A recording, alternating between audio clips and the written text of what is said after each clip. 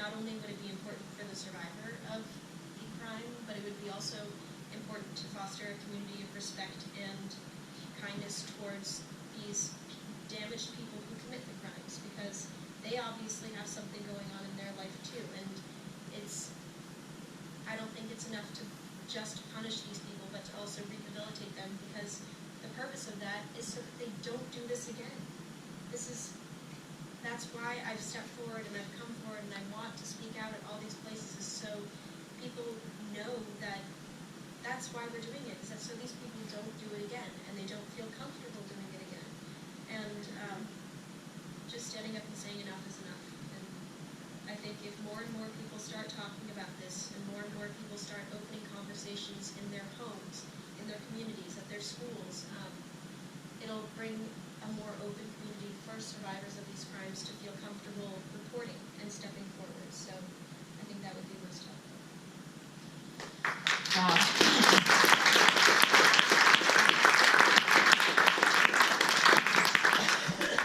Thank you so much, Chessie, for helping all of us think about how we will respond anytime a survivor comes forward to us. I really appreciate that.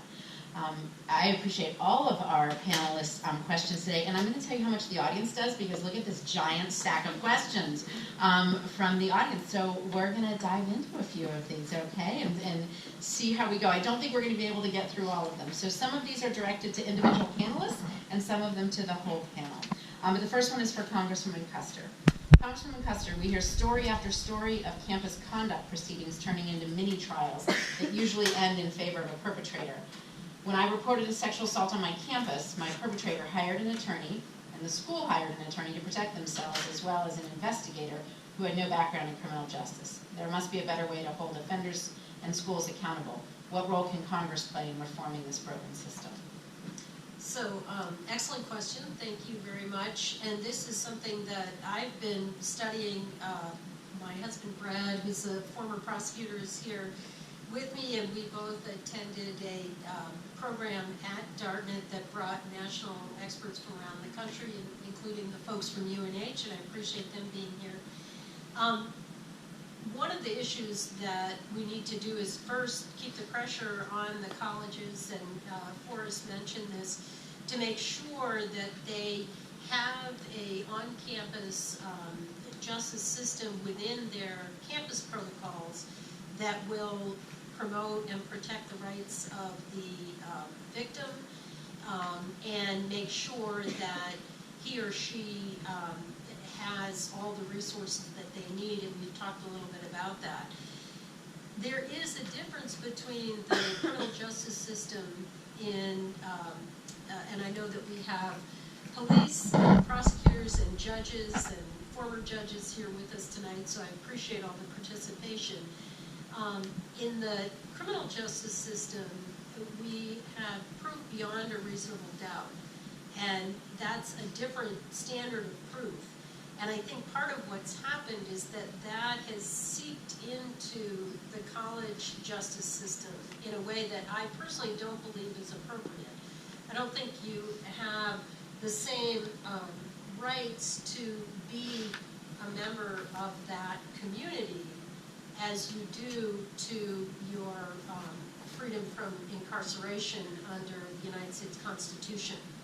And I think that as a matter of contract, the payment of tuition for the ability to be a student on a campus, that any campus can define the code of conduct. And I remember at one point that a woman whose son had been accused and gone all the way through a trial, and he had been exonerated by the jury. And she wanted me to make sure that this did not impact his life. And we started talking about it. And I remember saying to her, what do you think happened that night? Because the fact is, yes, he was not found guilty of felonious sexual assault under the statutes of New Hampshire and the beyond a reasonable doubt standard. But I can tell you he didn't behave well in terms of being a student on that campus. And I think we need to consider that. I do have concerns, and I won't get political tonight, that that standard might change in the future, and I think it's important for everyone to continue to advocate for a standard on a college campus that's not beyond a reasonable doubt, that's not a criminal standard, but is a standard of behavior toward one another. Because I can tell you that if a fight breaks out and another student breaks someone's bones, they'll be dismissed, they'll be removed from the campus. And that's the way, in my view, this should be seen. Okay. This question's for Allison. In your opinion, what else could New Hampshire do to expand prevention efforts in schools? What do you see as the next step? That's a great question.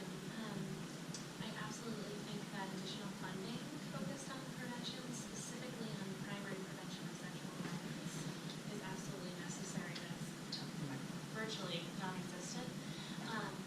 And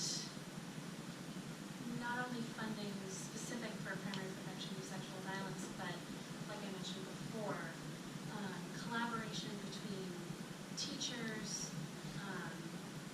the Department of Education, advocates, and basically anyone in youth-serving institutions, which is a big ask, but to develop programs and to align our programs so that when a student reaches 17 years old or a freshman in college, they're not getting mixed messages about alcohol, consent, and sexual assault, so that, the ideal dream is that at minimum people understand what sexual consent is. But I really think, funding, alignment with other folks who interact with youth and do youth programming would be Excellent. Okay, this one says, full panel. Anyone on the panel who wants to address this one? Have you ever considered using different language than sexual violence? Sex offenses are not always violent acts. I'm happy to jump in because we had that very conversation today with my staff. And I'll let the advocates speak to this because I think there is a catch-22, and I think if we want to educate the public and educate juries, that we may be making a mistake to use the term sexual violence in a broad way, because to me, it plays into the problem that people feel it's not rape unless there's violence. Why didn't she fight? Why didn't she scream? Why didn't she run? Why wasn't she covered in claw marks or whatever? People have a perception about what rape is, and that as long as it doesn't fit that perception, then somehow it's behavior that's okay. I will say for myself that none of the circumstances that happened to me were remotely close to that, but they impacted my life for a long, long time.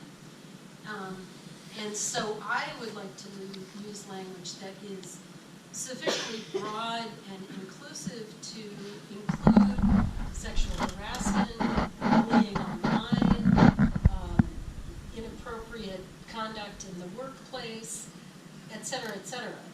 But I'll leave it to others because I'm confused by the term. So maybe those of us who do this work every day could think about different language that would resonate with juries, with the general public. What I find hard about changing the term sexual violence, I'm actually motivated by the sexual violence part of it, is the impact that it has on victims, is the violent impact. In domestic violence, we call it domestic violence, and we know that physical violence is one part of it. A very small or even non-existent part of violence. There's emotional abuse, there's financial abuse, all different types of violence.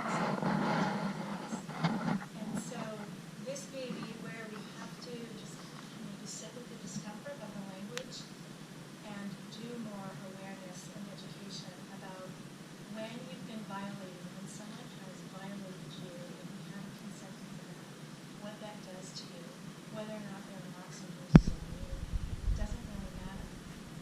Women who have been sexually violated know the difference between sexual experience that they didn't like and a sexual experience that has violated them. The violation and the trauma that comes from that, and having to cope and deal with that for years.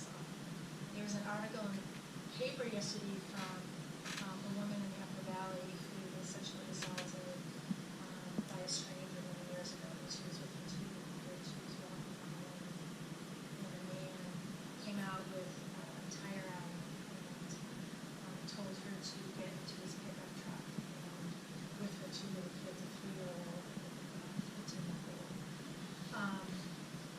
And she did what she had to do to survive that, because she thought she was going to die.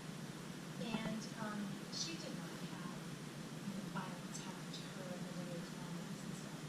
But what that is, how that has impacted her and her 2 daughters for the last 20+ years of her life was clearly a violent act against her will, where she felt that she was going to die, and she felt that she was losing everything that she endured. So I think that maybe we can keep talking about it, but I'm going to ask all of us to believe victims when they say that it was a violent act against them, because that's how they experience. We know the difference between violence and things that we start to do. Thank you for that really thoughtful Thank you. response. So the next question I have is for Chessie. Chessie, as a survivor, what challenges, if any, did you encounter while interacting with the criminal justice system? And do you feel that any of these would be solvable through legislation? Maybe if not solvable, improved. Have at it. Going through this, of course, I've only gone through this once, so I have nothing to compare it to. I had nothing to prepare myself with before going through this with my family. I'd say I did everything that I could do throughout all of this because I just wanted it to be done correctly, and I wanted to just be as fair and honest as I could be throughout all of this, just so I never had to do it again. Because there was always that thing hanging above you saying, okay, it could go into this trial later in life, it could be appealed, the conviction could be appealed, and that's something, of course, that we're going to be living with for the next however many years that they decide to not take accountability for. But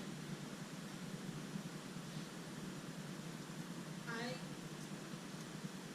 would say that I definitely have to ask me that question again once I come back from college in the next couple of years, because that's what I actually want to be able to study in the future, and study how to make this a just and comfortable experience for victims of sexual crimes and sexual trauma and these violations.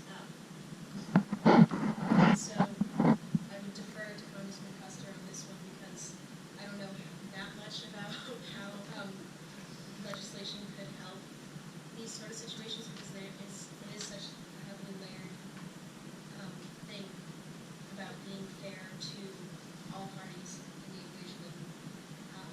Although I am pretty biased in this case, because I would have wanted to make it so much easier for every victim that I see go through this, because it's a grueling process. It takes a lot of time out of your life, but if you keep on seeking out communities and people to help you, I think that can make it a lot easier. Well, I think at a minimum, we can make sure that the police and the prosecutors have the training and the expertise that the folks who worked on your case have. We're with us tonight, and thank you for all the work that you've done.